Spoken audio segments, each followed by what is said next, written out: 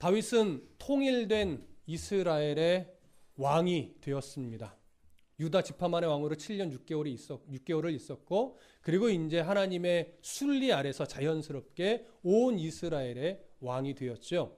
온 이스라엘의 왕이 된 이후에 성경적으로 볼 때 가장 먼저 한 일은 예루살렘을 정복하고 수도를 예루살렘으로 옮기는 것이었습니다. 그렇게 예루살렘으로 옮긴 다음에 블레셋과의 전쟁을 2차례나 치르게 되죠. 그러나 하나님의 도우심으로 블레셋과의 전쟁에서 다윗은 승리할 수 있었습니다. 그 승리는 다윗이 잘 싸워서가 아니라 하나님의 다윗과 맺으신 언약을 하나님이 신실하게 지켜주셨기 때문에 얻은 승리임도 우리는 확인했습니다. 그러면서 이후에 있었던 일이지만 이방 나라 왕이 다윗의 집을 지어주는 장면까지도 함께 이어서 봤지요. 왜냐하면 하나님이 그의 인생 전반에 걸쳐서 약속을 신실하게 지키며 다윗에게 복을 주시는 일을 멈추신 적이 있다 없다? 없다는 사실을 보여주기 위함이었습니다.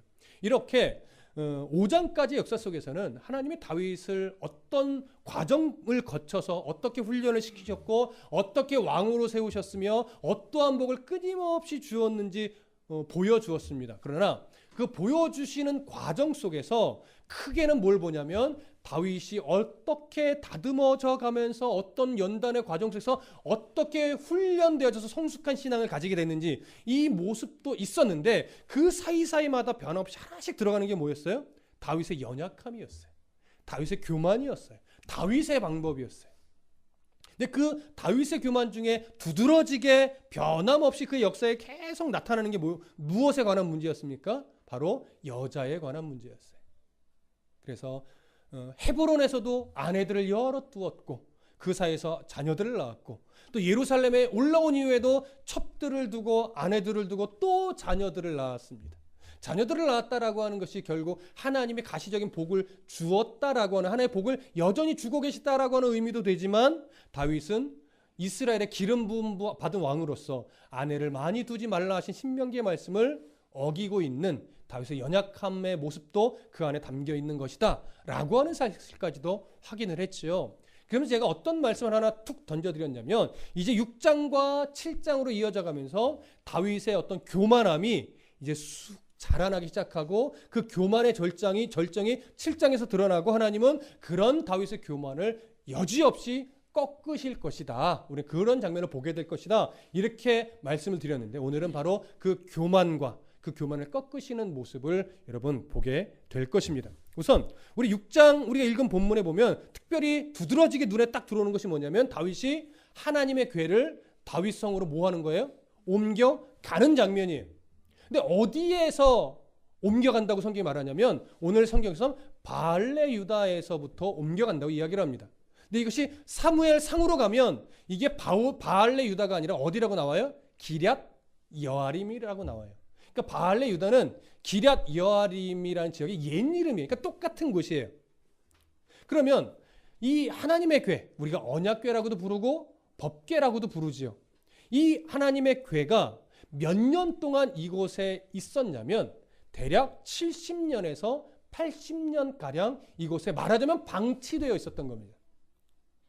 그럼 이곳에 언약궤가 있게 된 게 어떤 사건 때문일까요? 바로 사무엘상 앞으로 갑니다. 사무엘 선지자가 선지자로서 사역을 막 시작했을 때 엘리 대제사장이 막 심우하고 있을 때 사울 왕이 아직 왕으로 등극하지 않았을 때 그러니까 굉장히 초기죠. 그때 블레셋과 전쟁을 치릅니다. 그런데 그때 블레셋이 워낙 막강하다 보니까 이스라엘의 장로들이 걱정이 됐어요. 야, 이길 수 있을까? 그래서 이기기 위해서 그들이 내놓은 이 방법이 뭐였습니까? 하나님의 궤를 전쟁터로 가지고 가는 거였어요. 마치 이방인들이 전쟁의 승리를 위해 자기들의 섬기는 우상의 그 신상을 전쟁터로 가져가듯이 이스라엘은 하나님의 형상이 없으니까 그것 대신 뭘 가져간 거예요? 언약궤를 승리의 부적처럼 여기고 가져간 거예요. 하나님이 기뻐하셨어요? 싫어하셨어요? 싫어하셨죠? 마치 자기를 우상처럼 여기고 하나님을 승리의 도구처럼 여기는 이것이 옳지 않아서 하나님은 그 전쟁에 함께 하시지 않았습니다. 그래서 이 전쟁은 완전하게 블레셋의 승리로 끝났고 그 전쟁터에서 엘리의 두 아들 제사장이었던 홈니와 비나스가 죽었습니다. 언약궤는 빼앗겼죠. 엘리 제사장이 이 소식을 듣고 이 비둔한 몸이 쓰러져 목이 꺾여 죽었고 그의 며느리는 해산의 고통 가운데 자녀를 낳았었습니다. 그렇게 블레셋은 마치 포로처럼 하나님의 임재를 상징하는 언약궤를 끌고 가서 어디다 두었어요? 자기들이 섬기는 우상 다곤의 신전에 두었습니다. 자, 블레셋이 그 하나님의 궤를 감당할 수 있었을까요? 감당을 못했죠. 다곤 신상이 쓰러지고 손목이 부러지고 머리통이 부러지고 이러면서 블레셋 지경 안에 재앙들이 일어나는데 이곳으로 보내도 안 되고 저곳으로 보내도 안 돼요. 그렇게 해서 버티다가 결국 그들이 내린 결론은 뭐예요? 언약궤를 이스라엘 지경으로 돌려보내자. 그런데 그냥 돌려보내긴 자존심이 상한 거예요. 마치 어떤 모양새니까 이스라엘의 신이 너무 세서 어쩔 수 없이 보내는 이런 그림으로 여겨지는 게 싫은 거예요. 그래서 정말 고민하다가 이게 이스라엘의 하나님 때문에 이런 재앙이 겪은 게 아니야 이렇게 말하고 싶은 거예요. 그래서 방법을 어떻게 했냐면 젖나는 암소 2마리의 수레를 메어서 그 수레에 언약궤를 얹어서 이 베데스다로 가게끔 그렇게 한 거죠. 근데 왜 젖나는 암소라고 말씀드렸죠? 기억나시나요? 젖나는 암소는요, 막 새끼를 낳은 어미소예요. 어미소는요, 자기 송아지가 젖을 떼기 전까지는 절대 어디 안 갑니다. 멀리 안 갑니다. 그러니까 베스메스로 가는 길에 이 암소를 두고 가라 해도 이 암소는 원래 젖나는 암소는 안 가요. 그런데도 곧장 간다면 이건 이스라엘의 하나님 때문에 이 블레셋이 재앙을 겪은 것이 맞고, 안 간다면 이건 우연히 일어난 일이고 이스라엘의 하나님 때문에 된 일이 아니야 이렇게 말하고 싶은 거예요. 그래서 젖나는 암소에다 딱 했는데 웬걸 어떻게 됩니까? 안 가는 게 원래 맞는 건데 곧바로 좌로도 우로도 치우치지 않고 베스메스로 쑥 가는 거죠. 결국 그렇게 기럇 여아림으로 갔습니다. 거기서도 물론 그 지방 사람들이 호기심에 언약궤를 들여다보았다가 70명이나 또 죽는 사건도 벌어지게 되죠. 그런 상황 속에서 이제 그쪽 기럇 여아림 쪽에 이 언약궤가 모셔지게 됐는데, 사울 왕 때에 이 언약궤에 대해서 그 어느 누구도 수도로 옮긴다거나 뭐 성소를 만들어서 옮긴다거나 이런 일을 하지 않고 그저 그렇게 잊어버린 듯 방치되어 있었던 겁니다. 그렇게 세월이 70여 년가량 흘러왔는데 이제 다윗이 왕이 되고 예루살렘을 정복하고 수도로 옮기자 다윗은 언약궤를 생각했습니다. 하나님의 궤가 그렇게 방치되어 있으면 안 된다. 이제 수도인 예루살렘으로 옮기자. 그렇게 해서 이제 옮기기 시작을 한 겁니다. 자, 그런데 여기서 이제 우리가 한 가지 더 정리를 하고 오늘 본문으로 들어가는데 뭐냐면, 그러면 다윗은 왜 이 언약궤를 예루살렘 성으로 옮기려고 했을까? 순수하게 신앙적 이유만 있을까라고 볼 때는요, 학자들은 순수한 의도는 분명히 있다. 신앙적으로 하나님의 궤를 방치해 두는 것이 옳지 않기 때문에. 그러나 그것만 있느냐라고 할 때 아니라고 봅니다. 정치적인 이유도 분명히 있을 것이다. 그러면 어떤 정치적인 이유가 있을까라고 볼 때, 자 보십시오. 이제 정치적으로는 나름 안정이 됐습니까? 안 됐습니까? 나름 안정이 됐죠. 이제는 무엇으로 안정되는 거 하나 남았냐면 종교적으로 안정이 되는 거 하나 남은 거예요. 그럼 종교적으로 안정이 되려면 어떻게 해야 되는가라고 할 때 언약궤가 예루살렘 성으로 옮겨지고 언약궤를 중심으로 남과 북의 모든 이스라엘이 예루살렘을 중심으로 종교적 모든 일들이 돌아간다면 더 종교적으로 하나가 될 수 있겠죠. 근데 여기에 또 하나가 들어가는 거예요. 뭐냐면, 자, 수도가 예루살렘으로 옮겨지고 다윗은 예루살렘 성 안에 머뭅니다. 그런데 언약궤는 무엇에 대한 상징이에요? 하나님의 임재에 대한 상징이에요. 근데 그것이 예루살렘 성 안으로 들어오면, 그래서 하나님이 그 가운데 임재하여 일들이 잘 풀리면 백성들은 뭐라고 생각하냐면, 우리 여호와 하나님도 다윗 왕을 지지하는구나. 그러니까 우리도 당연히 다윗 왕에게 순종하고 그 왕의 명령을 잘 따라야 되겠구나. 이렇게 정치와 종교 신앙이 다윗에게로 어우러지면서 모든 백성이 다윗을 중심으로 하나가 될 수 있는 거예요. 그러니까 나름 의도는 정치적인 면이 있기는 하지만 사실 초점을 잘 잡은 걸까요? 잘 잡지 않은 걸까요? 잘 잡은 거예요. 그런데 문제는 뭐냐면, 문제는 이게 상황적으로 듣고 그렇게 하는 게 옳고 신앙적으로 좋고 하기는 한데 하나님도 이것을 원하셨을까? 라고 본다면 성경에 언약궤를 다윗성으로 옮겨라 라고 하나님이 다윗에게 아니면 다른 제사장에게 말씀해 주신 장면이 있을까요? 없을까요? 안 나와요. 또 다윗도 하나님 언약궤를 다윗성으로 예루살렘으로 옮기고 싶은데 하나님 어떻게 해야 될까요? 묻는 장면이 나올까요? 안 나올까요? 안 나와요. 기본적으로 구약시대에 누군가가 무슨 일을 할 때 하나님께 묻지 않는다면 거기에는 항상 무슨 단어가 들어가는 거예요? 교만이라는 단어가 같이 들어가는 거예요. 그래서 보이진 않지만 은근히 이것이 다윗은 지금 교만을 부리고 있는 거예요. 아무리 모든 사람이 인정한다 할지라도 하나님의 오케이 사인이 없이 하나님께 묻고 허락을 받지 않고 행한다면 그것은 교만입니다. 자, 그러면 다윗의 이 모습이 교만일 수밖에 없는 이유가 표면적으로도 보일까요? 안 보일까요? 보일 겁니다. 그걸 이제 오늘 확인을 해 볼 겁니다. 자, 1절 함께 읽겠습니다. 시작.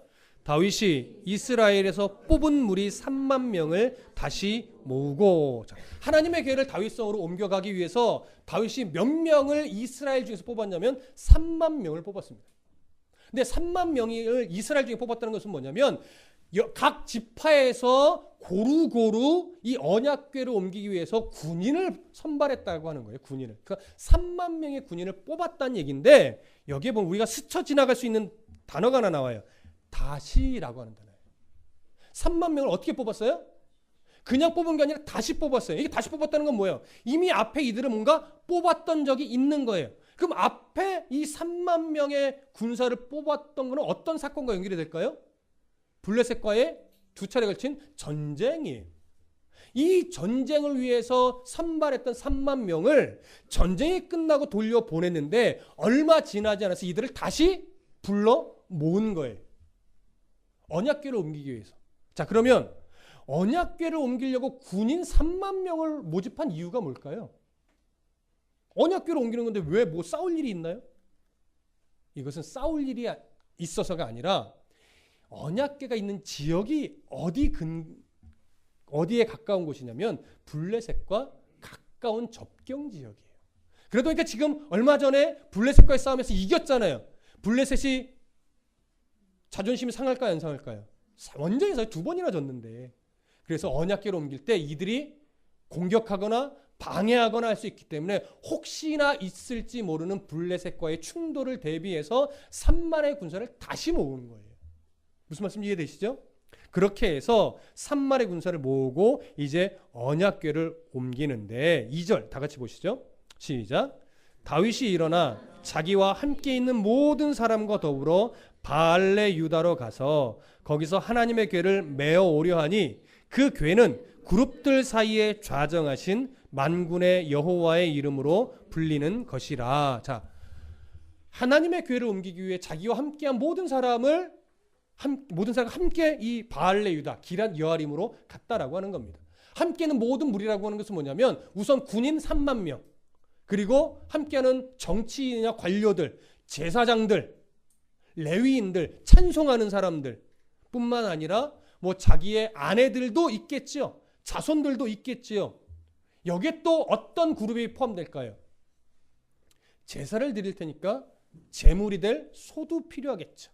이들을 관리할 목동들도 필요하겠죠. 그래서 직접적이든 간접적이든 언약궤를 옮기는 모든 상황 속에 필요한 사람들을 다 함께 동원이 돼서 함께 이동을 하는 겁니다. 그러니 3만의 군사, 정치인들, 또 종교 지도자들, 어떤 관리인들, 재물 이런 인원수를 따지고 보면 악기 연주까지 생각해 보면 이 장면이요 얼마나 이 장엄한 장면이 연출되는지 여러분 우리가 알 수 있어요.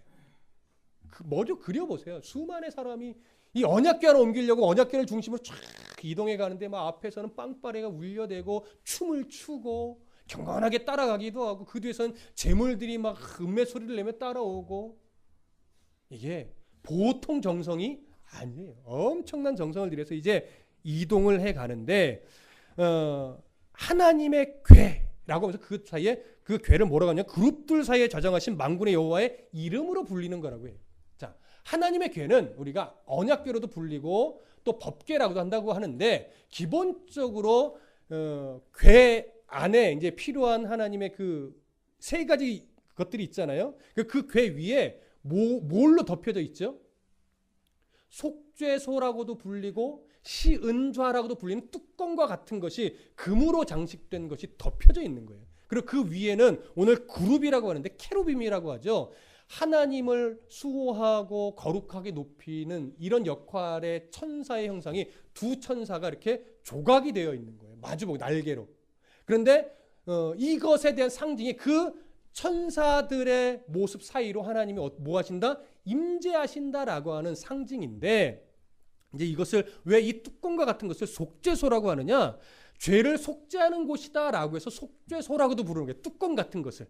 궤 위에 뚜껑같이 올려진 것이 속죄소라고 부르는 이유는 거기에 사람들의 죄를 대속하는 피가 뿌려지는 곳이기 때문에. 시은좌라고 부를 때는 또 어떤 의미냐면 구속의 은혜를 베푸는 자리이기 때문에 시은좌라고도 불러요. 그러니까 속죄소, 시은좌 다 그 뚜껑을 의미하는 겁니다. 근데 뚜껑과 궤를 그냥 일컬어서 하나님의 언약궤다 그냥 우리가 이렇게 통칭 부르는 거죠. 그래서 하나님의 임재를 상징하기 때문에 오늘 본문은 좌정하신 만군의 여호와의 이름으로 불리는 것이다 이렇게 설명을 하는 겁니다. 자, 그 궤를 이제 운반을 할 겁니다. 어디로? 예루살렘으로. 그것을 다윗성이라고도 부르는 거죠. 이제 3절부터 5절을 읽습니다. 3절부터 5절 함께 읽습니다. 시작. 그들이 하나님의 궤를 새 수레에 싣고 산에 있는 아비나답의 집에서 나오는데 아비나답의 아들 우사와 아효가 그 새 수레를 모니라. 그들이 산에 있는 아비나답의 집에서 하나님의 궤를 싣고 나올 때에 아효는 궤 앞에서 가고 다윗과 이스라엘 온 족속은 잣나무로 만든 여러 가지 악기와 수금과 비파와 소고와 양금과 재금으로 여호와 앞에서 연주하더라. 자, 드디어 이제 다윗이 언약궤를 옮기는데 성경은 이렇게 설명합니다. 하나님의 궤를 어디에 실어요? 새 수레, 새롭게 만든 수레라는 거예요. 새 수레에 싣고 모든 악기를 동원해서 찬송하고 또 춤추는 사람도 있었을 거예요. 그렇게 해서 아비나답의 집에서 드디어 출발을 합니다. 그런데 그 새 수레를 이끌어가는 인도자로 두 사람이 선발이 됐는데 바로 아비나답의 아들 우사와 아효라고 해요. 근데 아비나답의 아들이라고 번역을 해놨지만 아마도 실제로는 아비나답의 손자일 것으로 봐요. 왜냐하면 70여 년 전에 이 언약궤 관리자로 누가 임명됐냐면 아비나답의 아들 엘르아살이 임명이 돼요. 그러니까 지금 이때쯤에 이 아비나답이 살아있을 가능성이 별로 없습니다. 그리고 이 언약궤를 관리하던 이 엘르아살 아들도 이미 70세가 훨씬 넘죠. 왜냐하면 기본적으로 레위인은요 30세가 돼야 무슨 일이든 할 수 있어요. 그러니까 엘르아살은 당시 이 궤를 관리 책임을 맡던 엘르아살은 최소 몇 살 이상이었을 거예요. 30세 이상. 현재는 몇 살일까요? 최소 100세 이상이죠. 70년이 지났으니까. 무슨 말씀인지 되세요? 그런데 또 다른 아들이라면 거의 100살에 가까운 노인이 이 언약궤 인도를 맡을 리는 거의 없습니다. 그래서 이 두 우사와 아효는 엘르아살의 그러니까 아비나답의 아들이기보다는 손자일 것이고 엘르아살의 아들일 것으로 봐요. 그래서 젊은 아들이기 때문에 이 제사장 계열에 있는 사람으로서 이 언약궤의 이동의 책임을 맡은 것으로 우리가 이렇게 보통 학자들도 그렇고 보고 있습니다. 자, 이 두 사람이 이제 언약궤 인도를 맡아서 운반을 하는데 문제는 뭐냐면 나곤의 타작마당에 이르렀을 때 얼마 움직이지 못해서예요. 나곤의 타작마당쯤 이르렀을 때 하나님이 그 걸음을 기뻐하셨을까요? 막으셨을까요? 막으신 거예요.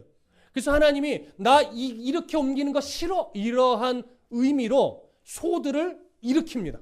소들이 일으키니까 수레가 뒤집어질 뻔하죠. 뒤집어지려고 하니까 수레 위에 있던 언약궤가 어떻게 돼요? 바닥에 나동그라질 위기죠. 그것을 아효는 가장 앞에 있고 옆쪽으로 아마 우사가 있었을 것으로 봐요. 우사가 두 눈앞에 언약궤가 넘어지는 걸 보이니까 당연히 뭐 할까요? 봤죠. 이 거룩한 하나님의 궤가 땅바닥에 내동그라지게 생겼는데 어느 누가 안 받겠어요? 여러분이면 안 받을까요? 저도요. 뼈가 으스러지는 한이 있어도 아마 몸을 날려서라도 언약궤를 받지 않았을까 생각이 드니 당연한 거예요. 그런데 문제는 뭐냐면 이 지극히 당연한 상황인데 오늘 성경은요. 이렇게 표현해요. 6절과 7절 다시 한번 함께 읽어볼게요. 시작.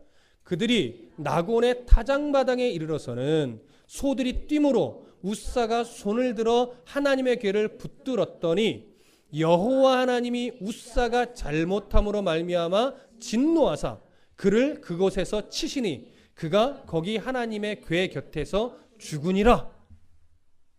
우사가 잘했대요, 잘못했대요? 잘못했대요. 이 잘못했다라고 번역된 히브리어를 잘 살펴보면요, 불경건한 행위라는 의미에서 경멸이라는 의미로 나갑니다. 그러니까 우사가 쓰러지는 너무 이렇게 내팽겨치는 이게 안 나오나요? 내팽겨쳐지는 것처럼 보이는 언약궤를 붙드는 걸 하나님을 경멸하는 것으로 본 거예요, 하나님이. 그래서 하나님이 그의 생명을 앗아갑니다. 그래서 궤 곁에서 그냥 뭐 한 거냐면 즉사했어요. 즉사. 여러분 왜일까요? 쓰러지는 하나님의 궤를 몸을 날려서 붙잡은 건데 이게 하나님을 경멸한 행위래요. 어째서? 왜? 성경 구절 봅니다. 민수기 4장 15절. 민수기 4장 15절. 민수기 4장 15절.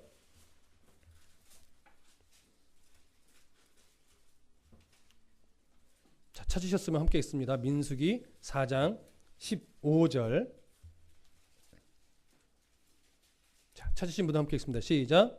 진영을 떠날 때에 아론과 그의 아들들이 성소와 성소의 모든 기구 덮는 일을 마치거든 고핫 자손들이 와서 맬 것이라. 그러나 성물은 만지지 말라. 그들이 죽으리라. 회막 물건 중에서 이것들은 고핫 자손이 맬 것이며. 자, 성물은 손으로 만지라, 만지지 말라? 만지지 말라. 왜냐하면 하나님이 거룩하게 특별히 구별해 놓으신 겁니다. 그래서 모든 성물은요, 손으로 붙잡아 옮기는 것이 아니고 거기에 항상 채를 꿰는 고리들이 있어요. 거기에 말하자면 이 나무 이 대를 꿰 넣는 거예요. 그래서 나무만 어깨에 메고 옮기는 게 하나님이 원하시는 방법이란 말이죠. 그리고 하나님의 뜻에 의해 엎으신 것을 사람이 막을 수 있어요, 없어요? 없어요. 이 우사와 아효는요, 제사장 계열의 레위 사람이에요. 그러면 이 법을 알아야 돼요, 몰라야 돼요? 알아야 돼요. 또 알을까요, 모를까요? 알죠. 근데 이걸 무시하고 감히 하나님이 엎으신 것을 자기의 손으로 뭐 하려고요? 받으려고요. 이것이 잘못된 거예요. 그만큼 이 당시는 하나님의 방법대로 하는 것이 얼마나 중요한가가 아주 여실하게 드러나야 되는 때였어요. 그래서 우사가 이 민수기에 있는 이 말씀을 이미 알면서도 어기고 그걸 사람의 손으로 받으려고 한 이 행위가 하나님의 경멸한 행위로 보고 이 우사는 죽임을 당한 겁니다. 하나님의 거룩을 훼손했다라고 본 것이죠. 하나님의 궤는 호기심의 대상도 아니고 인간의 보호가 필요한 것도 아닙니다. 하나님이 엎으시면 엎어져야 되고 하나님이 지키시면 지켜내는 거예요.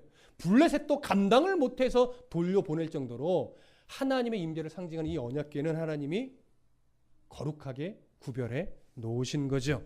그래서 이렇게 하나님의 거룩을 사람이 함부로 훼손해서는 안 된다라고 하는 것에 대한 본보기로 우사가 죽임을 당한 겁니다. 그래서 우리가 이 사건보다 더 앞서서 먼저 이해를 해야 되는 것이 뭐냐면 하나님 왜 이 걸음을 막으시고 이 소들을 일으켜서 수레를 뒤집으려고 하셨는가? 그 이유는 우리가 좀 전에 읽은 민수기의 말씀에 정확하게 드러나 있죠. 괴는 사람의 합리적 이성에 따라 쉽게 옮겨야 되는 것이 아니라 이게 어렵든 어렵지 않든 고아자손에 의해서 어깨, 채를 꿰어서 나무 장대로만 어깨에 메어서 옮겨야 하는 것이 하나님이 정하신 방법이에요.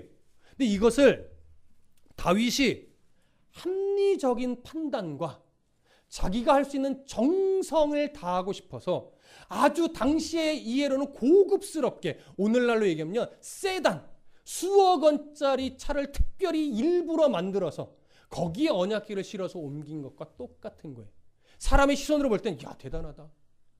하나님의 궤를 얼마나 소중하게 여기면 저렇게 특별하게 한 것을 만들어서 특별하게 저렇게 옮길까라고 보면서 박수를 쳐주고 막 대단하다고 높일 수 있으나 하나님이 볼 땐 그건 뭐예요? 교만이에요. 왜? 하나님이 성물은 이렇게 옮겨라. 이미 민수기에 말씀해 놓으셨는데 감히 자기가 그것을 그래도 하나님 이렇게 하는 게 더 좋지요라고 자기의 방법을 앞세웠기 때문에 하나님께 묻지도 않고, 그래서 하나님이 다윗의 이 결정을 허락하지 않으신 거예요. 그래서 소를 일으켜서 그 수레를 뒤집고 언약궤까지도 바닥에 내팽개 치시려고 그렇게 했던 겁니다. 여러분, 우리가 항상 놓치지 말아야 될 것이 바로 이 부분입니다. 교회는, 성도는 합리성이 우선이 아닙니다. 교회는 분명히 합리적으로 운영이 되고 이끌어져야 되는 건 맞습니다. 효율적으로 모든 것이 되어져야 하는 것도 맞습니다. 그러나 그것 이전에 더 우선적인 건 하나님의 뜻에 부합한가? 하나님의 마음에 합한가? 여러분, 이런 겁니다. 이것이 뒷전에 밀어놓은 상태에서, 이 마음을 잃어버린 상태에서 이것이 더 합리적이잖아요. 이것이 더 효율적이잖아요. 라고 말한다면 뭔가 핀트가 어긋난 거예요. 좀 우스운 얘기지만 제가 저랑 친한 목사님과 이렇게 성경 연구 모임을 이렇게 하면서 이런 대화를 좀 나눴어요. 그분이 목사님도 워낙 열심히 성경을 보고 말씀을 준비하시니까 거기에 좀 설교 방법론적인 요소를 공부를 해서 좀 적용하면 더 좋지 않을까요? 이렇게 말씀하시니까 저는 그렇게 말씀하신 이유를 알아요. 조금 더 이 설교가 조금 더 세련되지게 다듬어졌으면 정말로 엄청난 효과를 발휘할 것 같으시다고 저한테 이렇게 칭찬을 해주신 거예요. 저 그 의도를 아는데 제가 이렇게 말했습니다.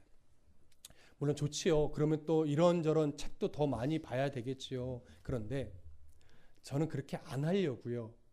왜냐하면 제가 만약에 설교 방법론을 연구하고 공부하다 보면 자칫 저도 사람인지라 설교를 쉽게 하려고 할 것 같아요.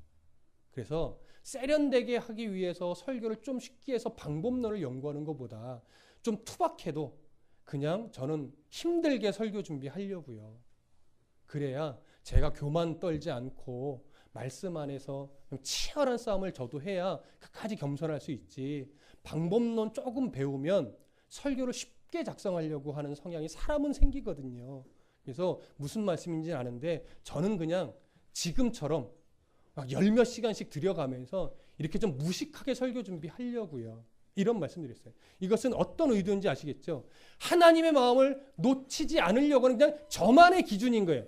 그분이 저한테 제시해 준 게 틀렸다가 아니라 저의 몸부림이에요. 그냥 하나님의 마음을, 성경에 담겨있는 하나님의 마음을 놓치지 않기 위한 저의 몸부림은 그냥 무식하게 최대한 시간을 많이 들이는 거. 여러분, 신앙생활도 사실은 좀 비슷합니다. 여러분, 교회생활, 신앙생활, 세상 속에서 신앙적인 삶이요, 편하게 하려면요 얼마든지 편하게 할 수 있어요. 갈 때 다 가고 먹을 거 다 먹어주고 그렇게 세상의 가치관 안에서 내가 교회 나오고 예배하는 것만 그냥 잃지 않고 세상에선 세상 사람들대로 똑같이 살면요. 교회 다닌다고 손가락질 받을 일도 없고 차별받을 일도 없어요. 세상에선 세상 사람처럼 교회에선 거룩한 성도처럼 이렇게 살면 고상하게도 할 수 있고요. 세상에서 돈도 많이 벌 수 있고요. 어느 위치도 올라갈 수 있는데 세상에서도 성도이려고 하면 부딪히는 게 너무 많은 거예요. 포기해야 될 것도 참 많아요. 그런데 진짜 성도의 삶을 살려면 그 속에서 포기할 건 포기해야죠. 그래야 성도로 살죠. 잃어버려야 될 건 과감하게 잃어버려야죠. 그거 붙잡지 말고. 그래야 성도로 살죠. 그래야 먼저 누구한테 인정받아요? 하나님한테 인정받아요. 근데 하나님 앞에 인정받는 삶을 포기하지 않고 붙잡고 있으면 언젠가 세상도 인정을 해요. 그래서 성경은 너희의 믿음을 세상 속에서 뭘로 증명하라고 해요? 착한 행실로 증명하라고 하는 거예요. 여러분, 기독교 신앙은 도덕적인 것과 다릅니다. 근데 기독교 신앙에서 도덕적인 걸 뺄 수 있을까요? 도덕적인 게 신앙은 아니에요. 근데 바른 신앙이 들어가면 도덕적으로도 건강해지는 거예요. 이게 바뀌지 마십시오. 하나님은 사랑입니다. 근데 사랑이 하나님은 아닙니다. 하나님의 속성 안에 사람으로서 가질 수 없는 사랑이 담겨 있는 것뿐이지 사랑이 하나님은 아닌 거예요. 왜 이런 말을 드리냐면 자꾸 사랑이 하나님이잖아요 말하고 하면서 우리들이 가지고 있는 사랑이라고 하는 가치관을 하나님께 그냥 자꾸 가두려고 해요. 아니죠. 우리를 향한 하나님의 사랑은요, 우리가 이해하는 사랑의 범주보다 훨씬 더 넓고 높고 깊습니다.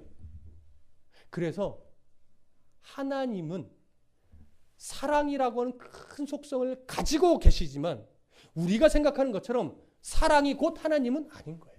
이걸 바꿔버리지 마십시오. 여러분, 성도잖아요. 목사잖아요. 근데 세상 속에서 사랑이 많아야 되는데 저도 저를 돌아보면 저 별로 이렇게 사랑이 없어요. 그래서 때론 속상하고 안타까워요. 목사인데 왜 이렇게 사랑이 부족하지?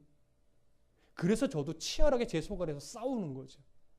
조금 더 깊고 넓고 정말 예수 그리스도와 같은 사랑을 나눌 수 있는 목회자가 돼야 되는데 참 사랑이라는 게 뜻대로 안 되는구나. 여러분, 하나님을 정말 사랑하시면 저도 마찬가지고 여러분들도 마찬가지고 삶의 현장에서 그리스도인으로서의 드러나야 될 모습이 있습니다. 타협하지 마시고 포기하지 마시고 하나님께 인정받으려고 부단히도 싸워내십시오. 끝내 세상에서도 인정받게 됩니다. 근데 한순간에 그들과의 관계가 틀어지는 게 무서워서 하나둘씩 내가 그리스도인인데 라고 하는 이 정체성을 살짝 감추기 시작하면 거기서 하나님이 드러나지 못해요. 무슨 말씀인지 이해되시죠?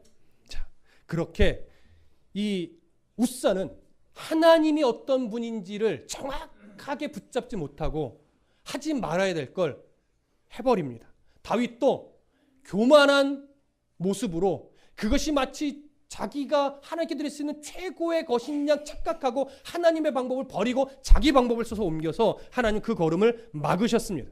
자, 8절 함께 읽습니다. 시작. 여호와께서 웃사를 치심으로 다윗이 분하여 그것을 베레스 웃사라 부르니 그 이름이 오늘까지 이르니라. 자, 여기 보세요. 웃사가 하나님에 의해 죽임을 당하자 다윗의 마음에 뭐가 생겼대요? 분이 생겼대요. 근데 이 분은요, 계속적으로 분이 삭혀지지 않는 상태를 의미해요.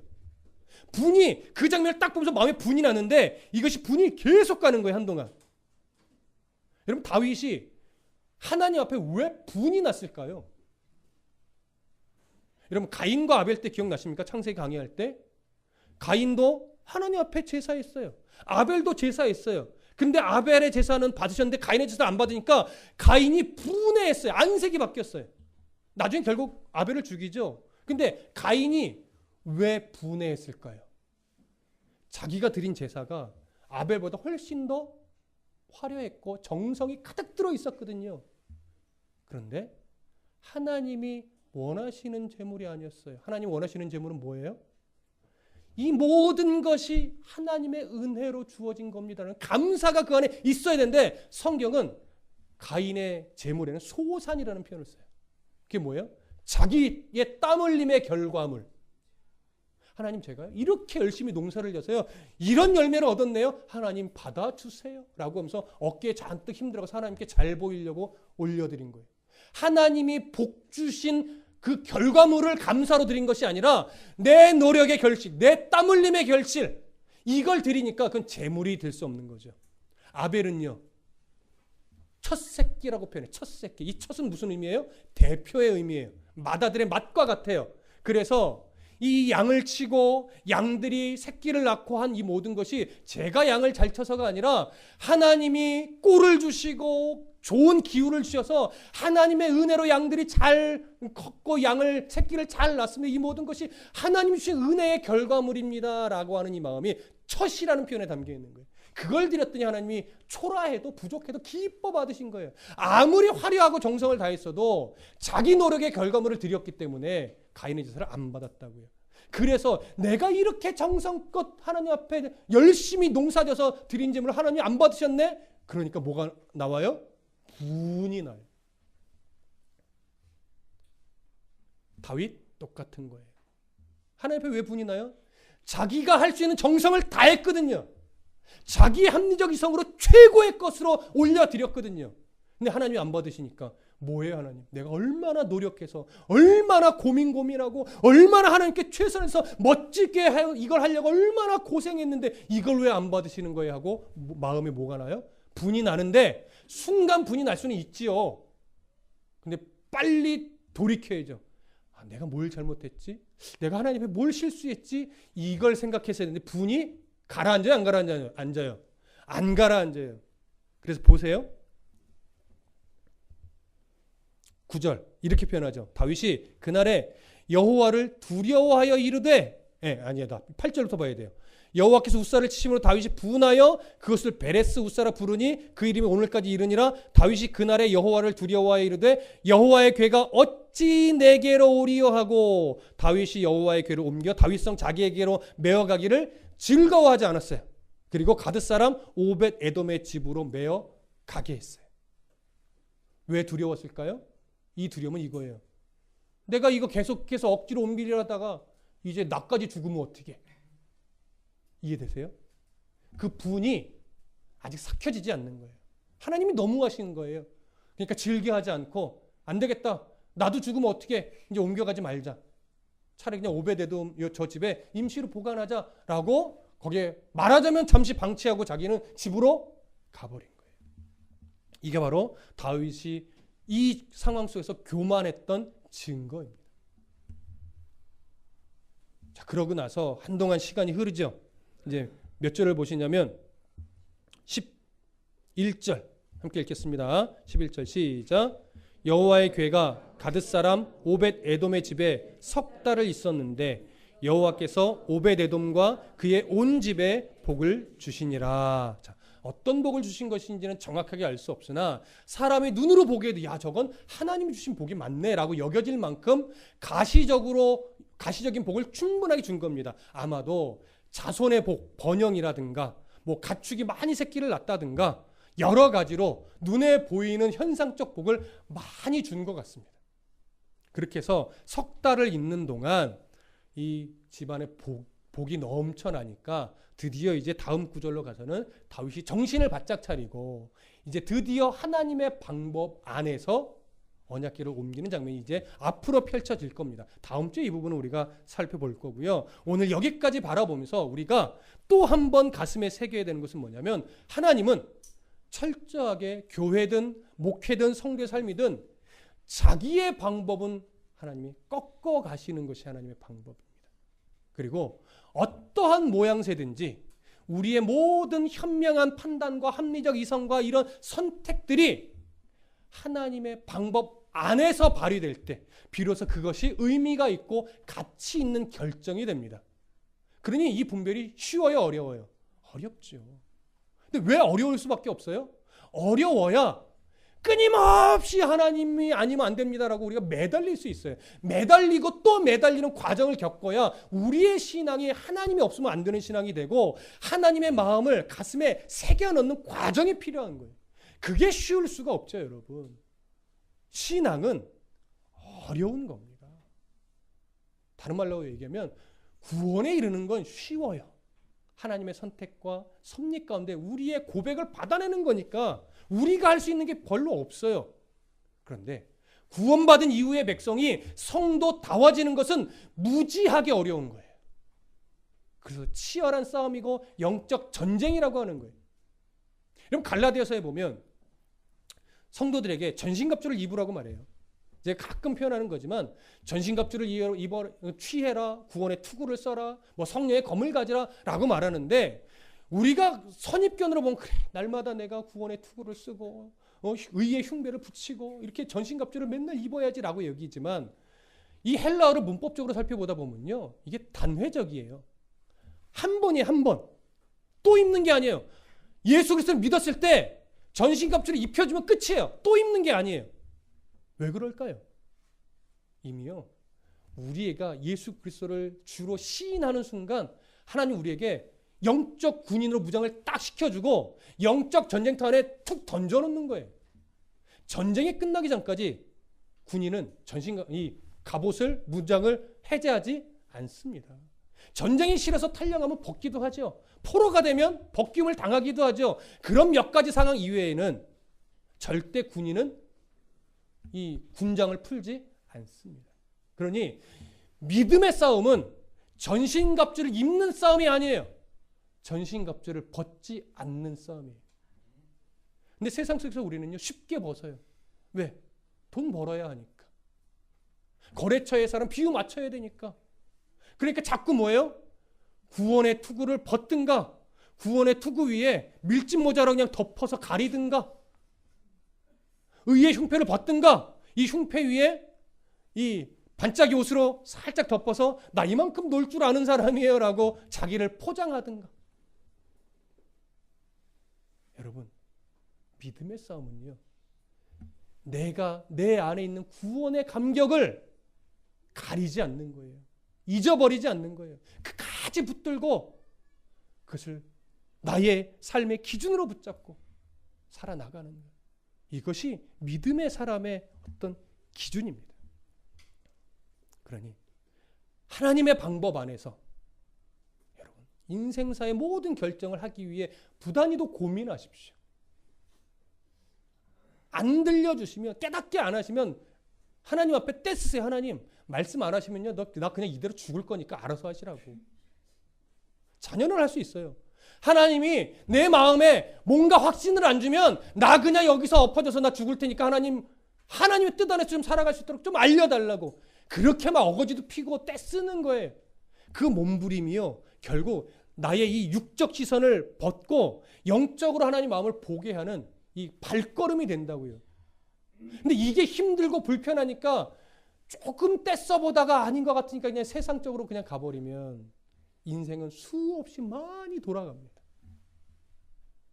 그러지 말라고 성경은요 늘 믿음의 싸움을 가르치고 포기하지 말라고 가르치고 내가 항상 너희와 같이 있는다고 말하는 거예요. 그거 바라보라고. 젊은 시절은 젊은 시절대로 그 싸움이 필요하고 중년의 시절이면 또 중년의 때에 필요한 이 믿음의 싸움이 있고 노년에는 또 노년에 맞는 또 믿음의 싸움이 있어요. 그래서 믿음의 싸움은요 주님이 나를 부르실 때까지 끊임없이 하는 거예요. 그러니 성도의 인생은 피곤합니다. 근데 놀라운 건 피곤하고 불편하고 한데 하나님을 만나면 만날수록 우리 안에 있는 영적인 기쁨은 마르지 않는 거죠. 샘솟는 거죠. 이걸 경험해야지 아는 거예요, 여러분. 그러니 부단히도 부르짖을 것 하나님. 말씀이 달콤하다는 걸 좀 경험케 해주시고 믿음의 싸움이 힘들고 불편하지만 그 싸움을 싸워내면 싸워낼수록 내 영이 풍성해지고 하나님 나라의 은혜로 가득하다는 이 기쁨을 나도 좀 맛볼 수 있게 도와주십시오. 그렇게 현실 속에서 경험이 돼야 이렇게 싸워가는 거구나. 이렇게 이겨가는 거구나. 이게 승리구나. 이걸 알지요. 안 싸우면 몰라요. 해봐야 알죠. 다윗도 하나님이요 그냥 눈 감고 그래 너 기특하다 그 마음만 받게 하고 놔두실 수도 있어요. 근데 그러면 못 깨달아요 사람은. 그러니까 어떻게 해요? 뒤집어 엎고 우싸 그것에 본보기를 삼아서 죽이고 다윗 안에 두려움이 막 생기게 하고 그러니까 그 다음 걸음은요. 여러분 다음 주에요. 다윗의 기가 막힌 모습을 보여드릴 거예요. 그 과정을 겪으니까 다윗이 하나님 앞에 어떠한 결심으로 신앙의 걸음을 걸어가게 됐는지 여러분 다음 주에 우리 살펴보시자고요.